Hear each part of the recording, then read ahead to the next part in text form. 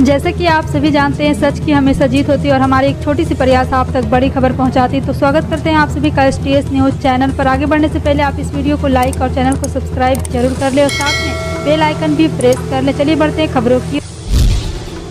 बता दें, गुजरात के मेहसाणा की एक अदालत ने गुरुवार को पूर्व मंत्री और दूधसागर डेयरी के पूर्व अध्यक्ष विपुल चौधरी को धोखाधड़ी के मामले में 7 साल की सजा सुनाई है। आरोप था कि विपुल ने 2014 में उचित नियमों का पालन किए बिना महाराष्ट्र में पशु आहार की आपूर्ति करके डेयरी को 22.5 करोड़ रुपये का नुकसान पहुंचाया।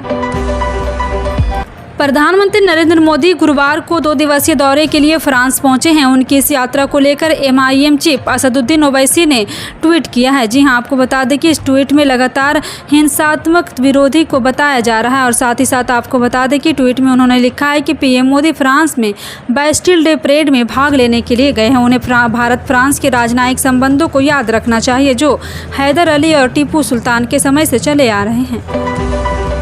यूनिफॉर्म सिविल कोड को लेकर जारी बहस के बीच तमिलनाडु के मुख्यमंत्री MK स्टालिन ने इस मुद्दे पर अपना रुख साफ किया है। स्टालिन ने UCC का पुरजोर विरोध करते हुए शुक्रवार को लॉ कमीशन को लेटर लिखा है। मुख्यमंत्री ने कहा है कि समान संहिता लागू करने के किसी भी प्रयास को केंद्र की ओर से धार्मिक मामलों में हस्तक्षेप के रूप में देखा जा सकता है, जो एक चिंताजनक बात है।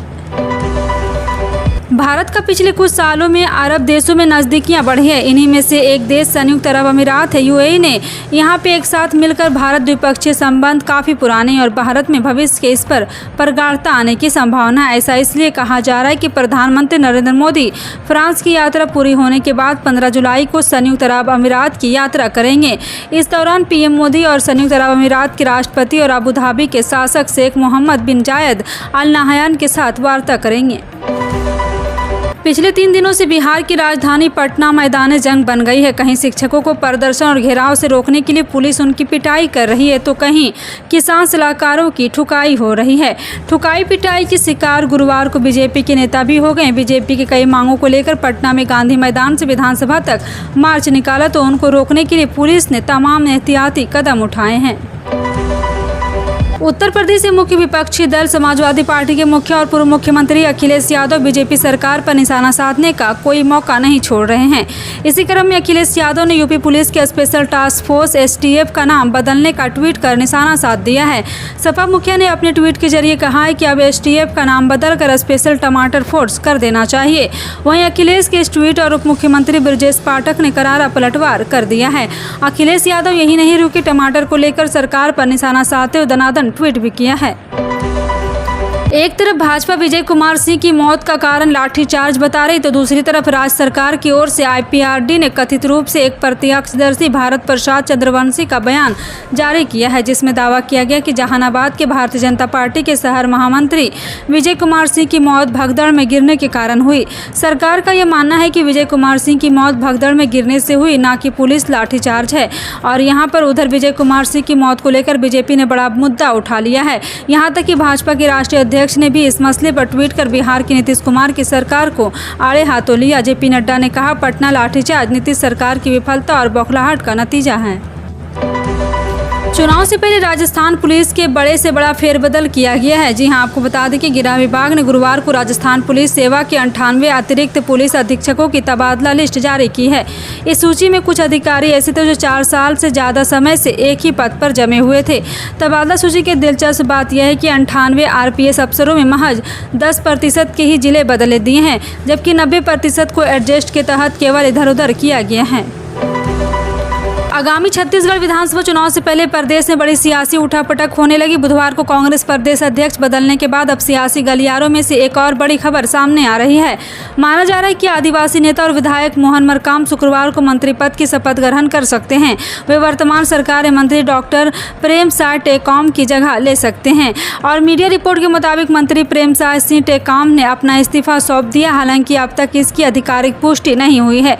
खबरें ये भी है कि मोहन मरकाम के अलावा महेंद्र साहू और सत्यनारायण शर्मा को भी मंत्री बनाया जा सकता है। पीएम मोदी की डिग्री को लेकर कुछ महीने पहले खूब हो हल्ला मचा था। दिल्ली के सीएम केजरीवाल ने भी इसके लिए आरटीआई तक दाखिल कर दी है। इसके बाद सूचना आयोग ने गुजरात की यूनिवर्सिटी से पीएम की डिग्री दिखाने को कहा था। हालांकि मामला जब गुजरात हाई कोर्ट तक पहुंचा तो कोर्ट ने सूचना आयोग के आदेश को खारिज कर दिया और केजरीवाल पर जुर्माना भी लगा दिया। पीएम मोदी की डिग्री पर सवाल उठाने वालों को अब वरिष्ठ पत्रकार शीला भट्ट ने एक इंटरव्यू में जवाब दिया है कि कई वर्षों तक पत्रकारिता का अनुभव रखने वाली शीला ने आज दावा किया कि वर्ष 1981 में जब वह पीएम से मिली थी तब वो एमए पार्ट 2 में थे। देश की राजधानी नई दिल्ली के कई इलाके इस वक्त बाढ़ की चपेट में है। यमुना नदी का जलस्तर बढ़ने से कश्मीरी गेट इलाके में भी बाढ़ का खतरा मंडरा रहा है। इसी के साथ राजघाट, आईटीआई, पुराना किले के इलाके भी पानी हो गया है। लाल किले के पीछे के एरिया में पानी घुस गया। लाल किले के पास घुटने तक पानी भर गया। इस बीच मौसम विभाग ने नई दिल्ली में बारिश की गतिविधियां भी देखने को मिलेगी। दिल्ली में यमुना का जलस्तर खतरे के निशाने से काफी ऊपर है।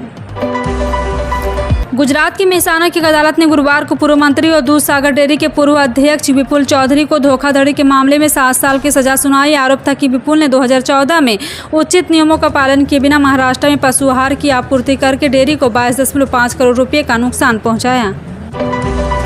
प्रधानमंत्री नरेंद्र मोदी की डिग्री को लेकर गत्मा और अपमानजनक बयानों से संबंधित आपराधिक मानहानि के मामले में यहां की एक अदालत ने बृहस्पतिवार को दिल्ली के मुख्यमंत्री अरविंद केजरीवाल और आप के राज्यसभा सदस्य संजय सिंह को 26 जुलाई को कोर्ट के समक्ष पेश होने का निर्देश दिया है। आम आदमी पार्टी के दोनों नेताओं के खिलाफ मामला गुजरात विश्वविद्यालय की शिकायत के आधार पर दर्ज किया गया था। चंद्रयान 3 मिशन की लॉन्चिंग का काउंटडाउन शुरू हो गया। मिशन को आंध्र प्रदेश के श्रीहरिकोटा से शुक्रवार को दोपहर 2:30 बजे लॉन्च करने की योजना है। इसरो ने गुरुवार को कहा है कि भारत के तीसरे चंद्र मिशन चंद्रयान 3 के लॉन्च का काउंटडाउन शुरू हो गया है। चंद्रयान 3 मिशन की लॉन्चिंग की प्रक्रिया का 24 घंटे का लॉन्च रिहर्सल बुधवार को पूरा कर लिया गया था।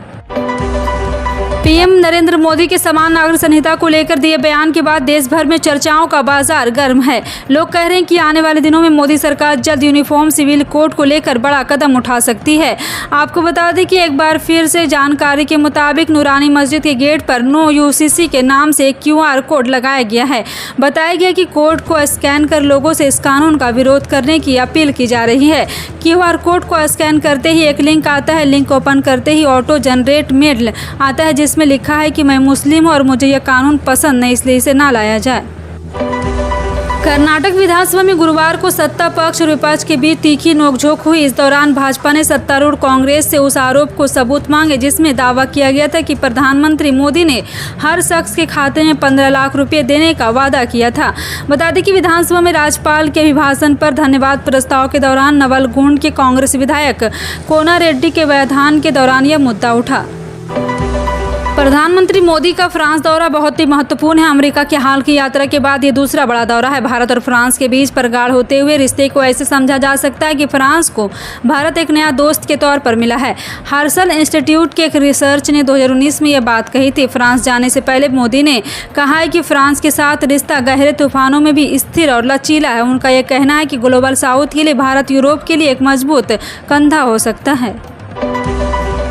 राज्य के मौजूदा राजनीतिक घटनाक्रम के क्षुब्ध होने का दावा करते हुए लगभग 10 निर्दलीय विधायकों के एक समूह ने गुरुवार को यह मुख्यमंत्री एकनाथ शिंदे से मंत्री पद के लिए अपना दावा छोड़ने का फैसला किया है।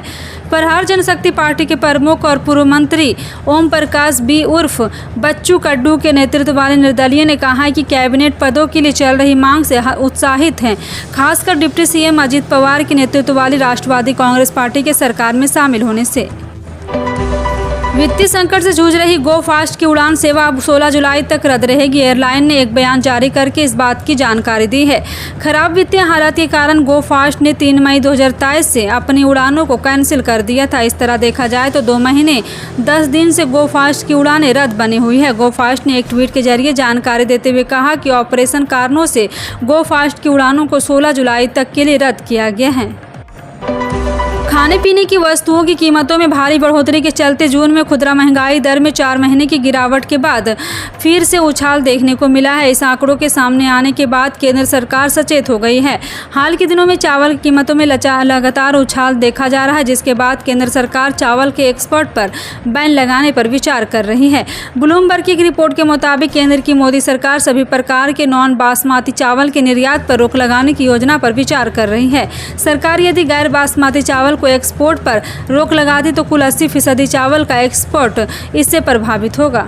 फिलहाल आपका इन सभी खबरों पर क्या कहना है, कमेंट सेक्शन में टाइप करके ज़रूर बताएं। इसी तरह की पल पल की अपडेट जानने के लिए जुड़े रहें आप अपने NTS न्यूज़ चैनल से। मिलते हैं अगली बड़ी खबर में, तब तक के लिए जय हिंद।